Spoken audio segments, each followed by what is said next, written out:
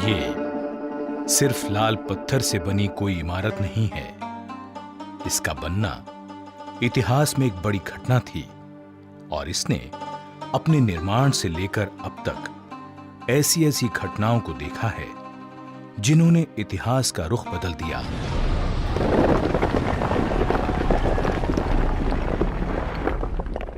ये है दिल्ली का लाल किला।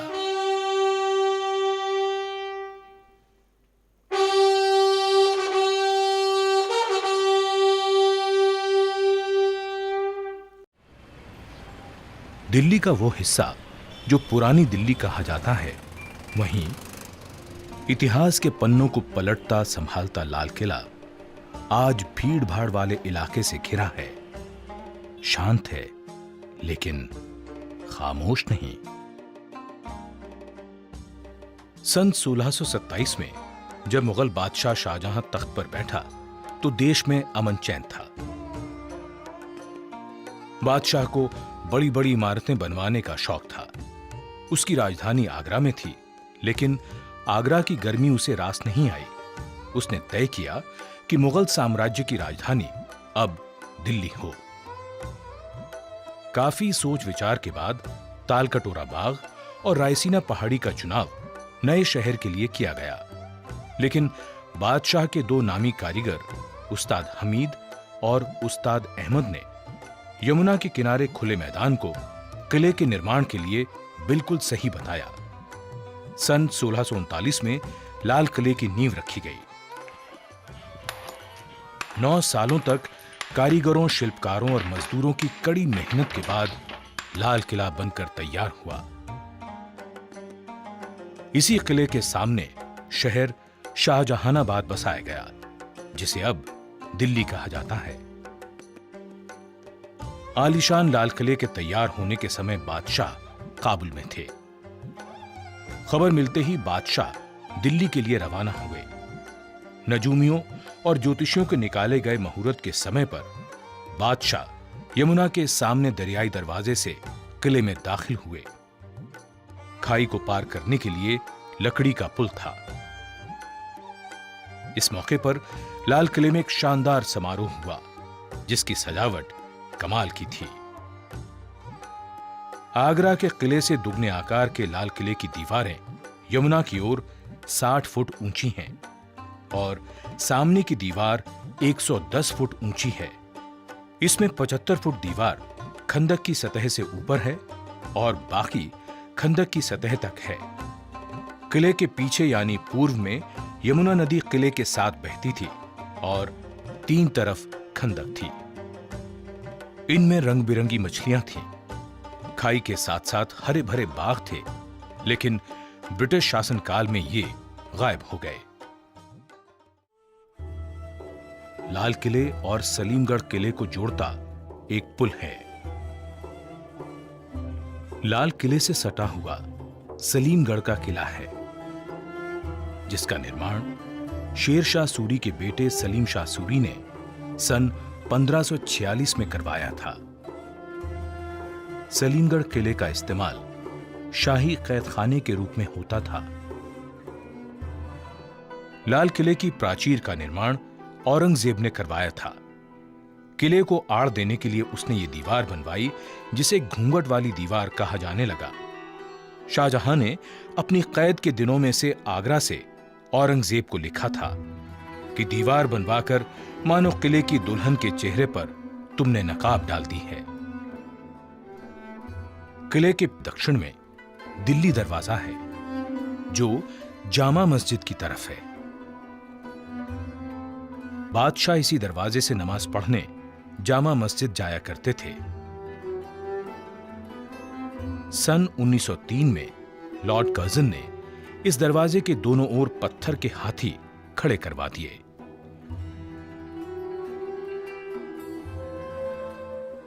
किले के 5 दरवाजे थे, लेकिन लाहौरी दरवाजा मुख्य दरवाजा था। यह दरवाजा चांदनी चौक के ठीक सामने पड़ता है। लाहौरी दरवाजे से प्रवेश करते ही छत्ता बाजार शुरू हो जाता है।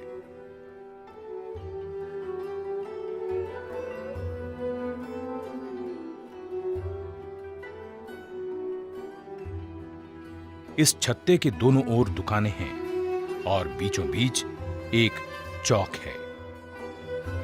किसी जमाने में यहां हर किस्म का सामान बिकता था। आज ये बाजार सैलानियों के लिए बड़ा आकर्षण है।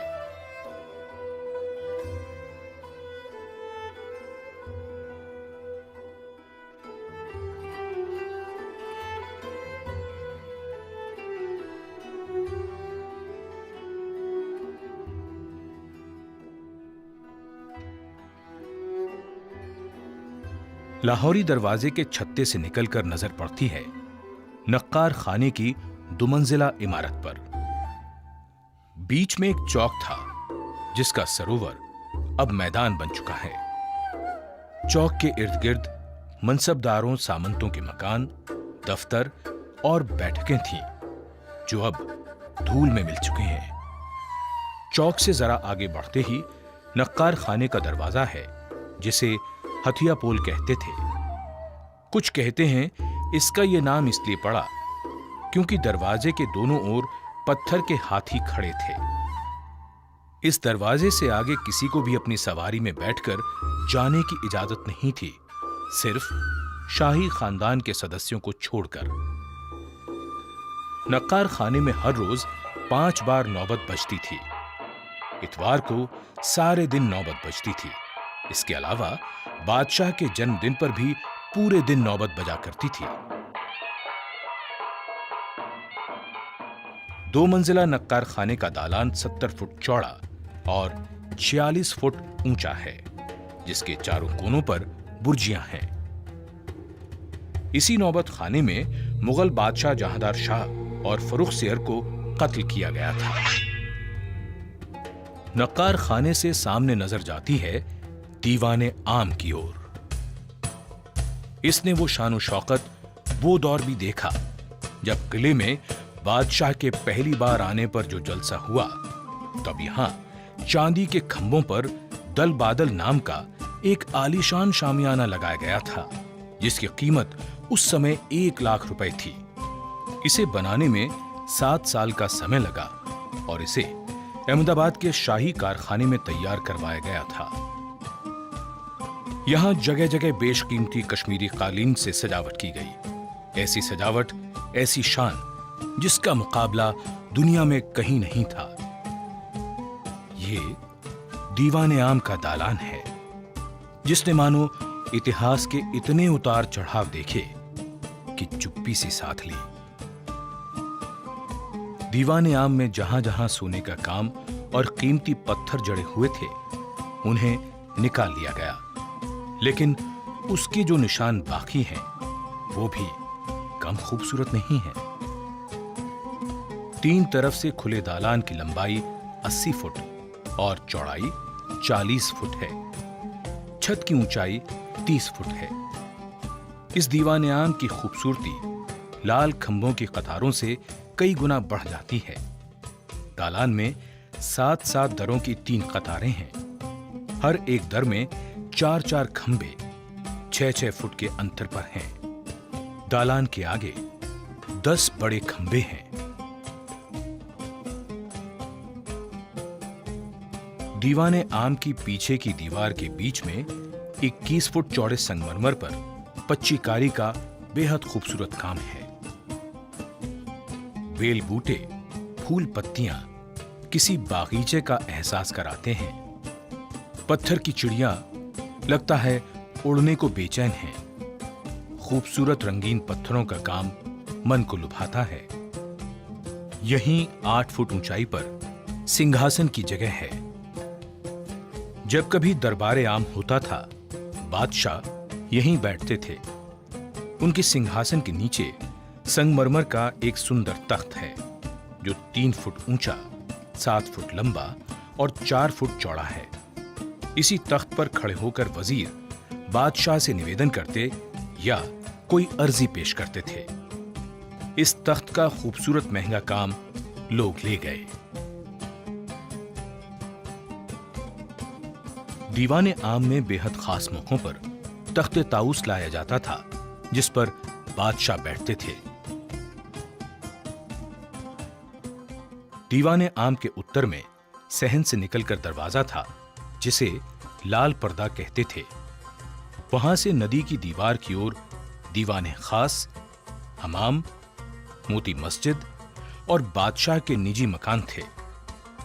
यहीं से रंग महल और जनान खाने को रास्ता जाता है।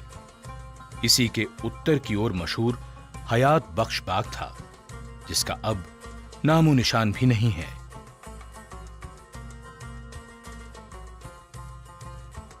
दीवाने खास की शानदार इमारत संगमरमर की बनी हुई है। इसके दालान की लंबाई 90 फुट और चौड़ाई 67 फुट है।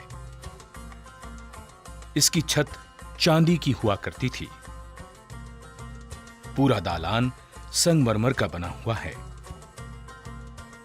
चारों कोनों पर बुर्जियां हैं, जिनके कलश सुनहरी हैं। दीवाने खास के बीचों बीच एक नहर बहती थी, जिसे नहरे बहिश्त कहते थे।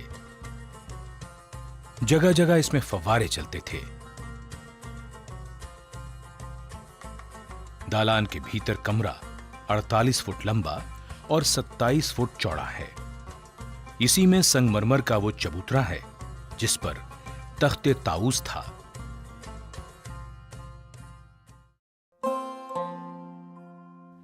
इसी दीवाने खास में लिखा है, अगर फिरदौस पर रुए जमी अस्त, हमी अस्तो हमी अस्तो हमी अस्त। यानी यदि पृथ्वी पर कहीं स्वर्ग है तो वो यही है, यही है, यही है।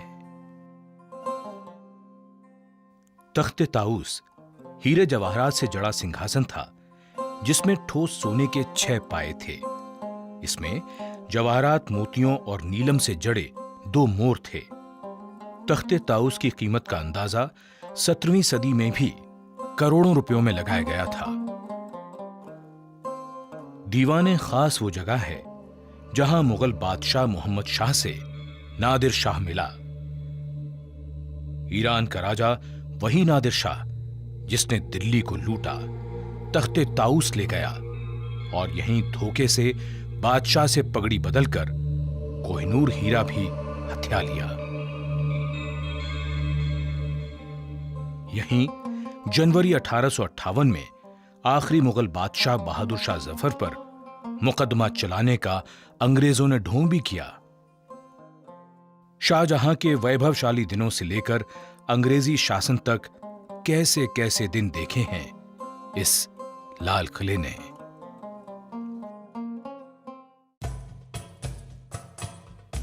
दीवाने खास से उत्तर की ओर शाही हमाम है।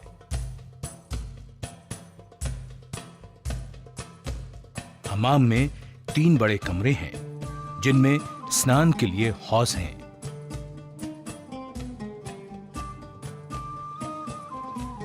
इस हमाम की दीवारें और फर्श को कीमती रंगीन पत्थरों से सजाया गया है।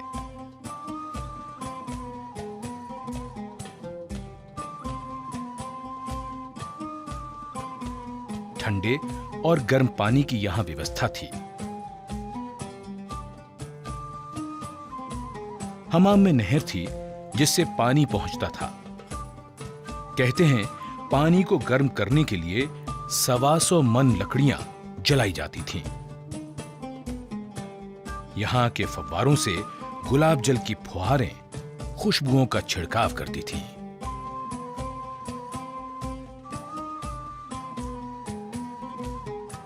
हमाम से उत्तर की ओर बहादुर शाह का बनवाया हीरा महल है। इसे 1824 में बनवाया गया था।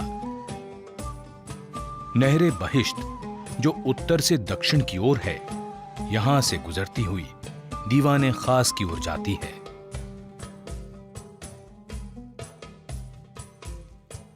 शाहजहां के बनवाए लाल किले में औरंगजेब ने मोती मस्जिद का निर्माण करवाया। जो संगमरमर की बनी एक खूबसूरत इमारत है। ये बादशाह और उनकी बेगमों के लिए बनवाई गई थी। मस्जिद में दाखिल होने के लिए पीतल का दरवाजा है। मस्जिद के तीनों गुंबद संगमरमर के बने हुए हैं। सन 1842 में बहादुर शाह ने जफर महल का निर्माण कराया, जो लाल पत्थर का है। यह मेहताब बाग के हौज के बीचों बीच है। इसमें आने जाने के लिए एक पुल भी था। 1857 के बाद यह हौज फौजियों के तैरने के लिए बना दिया गया। दीवाने खास के दक्षिण में संगमरमर के बने खास महल के बीच से नहर बहती थी। तस्बीह खाना, ख्वाबगाह और बड़ी बैठक इस संगमरमर के महल की 3 तस्वीरें हैं। तस्बीह खाना बादशाह के एकांत क्षणों में इबादत का गवाह होने के साथ वैभव का भी प्रतीक है। यहां दीवार के बीच में संगमरमर का तराजू है और वहां लिखा है मीज़ाने अदल, यानी न्याय का तराजू। तारों का झुरमुट तराजू को घेरे हुए है और इसी तारों के झुरमुट से निकलता हुआ चांद भी देखा जा सकता है। पच्चीकारी और खूबसूरत जालियों का शिल्प बरबस ही मन को मोह लेता है। तस्बीह खाने में से शयन कक्ष का रास्ता है। इन सभी कमरों में पच्चीकारी का खूबसूरत काम है। जगह जगह कीमती पत्थर और नगीने लोग निकाल कर ले गए।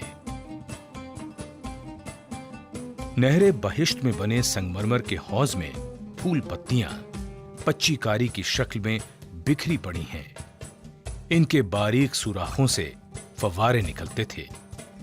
नहरे बहिश्त यहां से आगे रंग महल की ओर चली जाती है।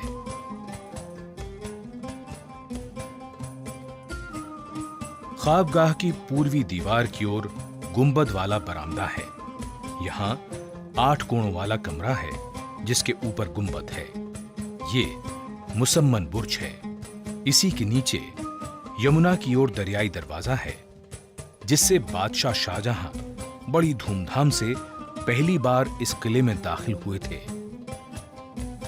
यहीं झरोखे से बादशाह जनता को दर्शन दिया करते थे।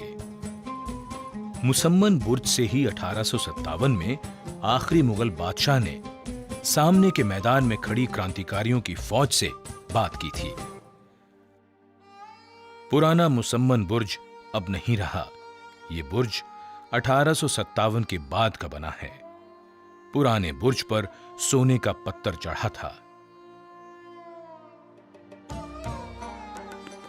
दीवाने आम के ठीक पीछे आलीशान रंग महल है। इसका सहन बहुत चौड़ा है। 13 दालान 5 हिस्सों में बटा हुआ है। नहरे बहिश्त इसके बीच से बहती थी, जो इसे ठंडा रखती थी।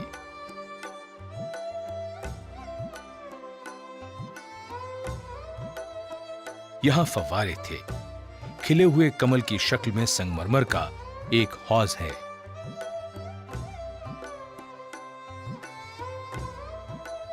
इस महल की छत चांदी की थी, जिसे उखाड़कर तांबे की लगा दी गई और बाद में तांबे की भी छत उखाड़कर लकड़ी की सिंदूरी रंग की छत लगा दी गई। मुगलों के ऐशो आराम का रंग महल 1857 के बाद इसे अंग्रेजों ने रसोई घर बना डाला। जिस रंग महल को ठंडा रखने के लिए कितने जतन किए जाते थे, वहीं अंग्रेजों ने आग जला दी।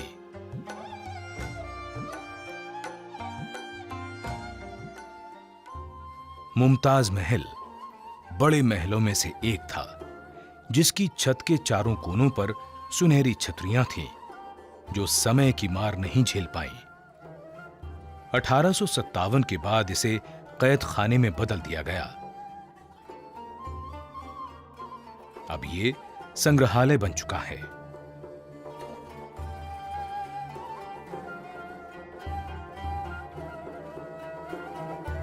मुमताज महल के आगे दक्षिण में बहुत बड़ा असद बुर्ज है। 1803 के एक हमले में इस बुर्ज को बहुत नुकसान पहुंचा था, लेकिन अकबर सानी ने बाद में इसको ठीक करवा दिया। शाह बुर्ज किले के 3 मुख्य बुर्जों में से एक है। ये उत्तर पूर्व के कोने पर है। पहले ये 3 मंजिला था।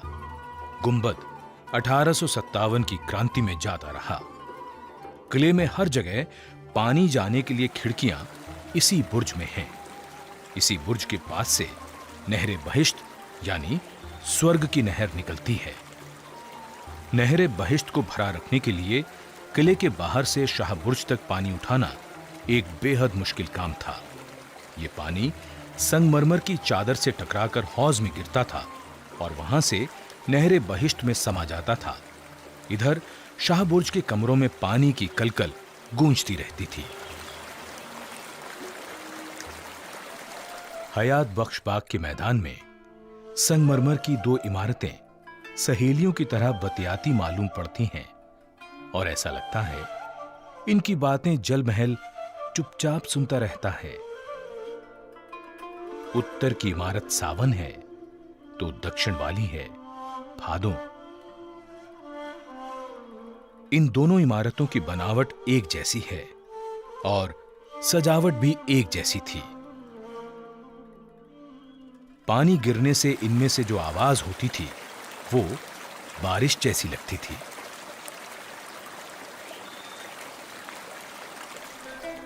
लाल किला मुगलों के जमाने से ही सत्ता का प्रतीक रहा।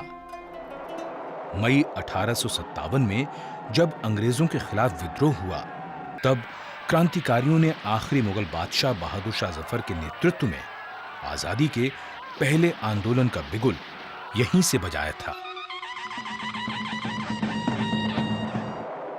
1857 में जब लाल किला अंग्रेजों के कब्जे में आया, उसके बाद इसमें बहुत सी तब्दीलियां आईं। किले की कई इमारतों को ढाकर फौजियों के लिए बैरक बनवा दी गई। लाल किला अब बादशाह का आलीशान महल नहीं रहा, वो अब अंग्रेजी फौज की छावनी बन गया था।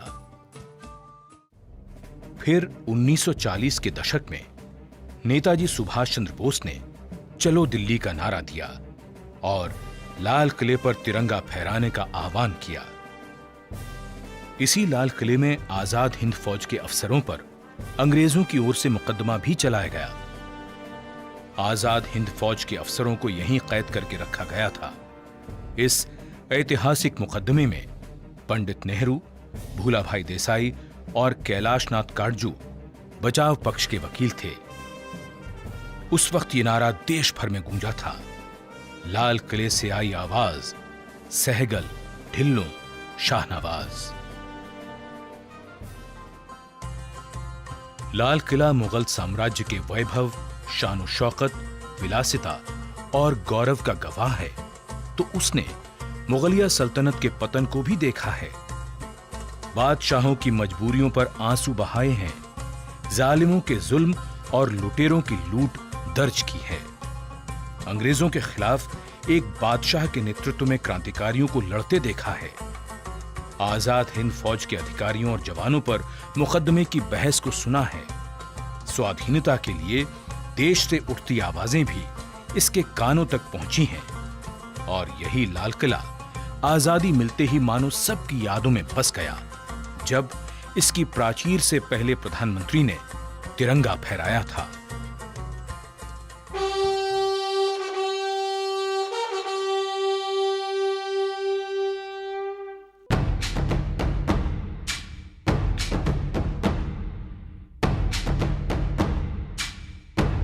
वक्त के कितने दौर गुजर गए। लाल किला हर दौर में अपने आप को जैसे ढालता चला गया। इमारतें बनती हैं, मिटती हैं, किले भी आबाद होते हैं, उजड़ जाते हैं, लेकिन लाल किले जैसा कौन बनता है? सिर्फ लाल किला।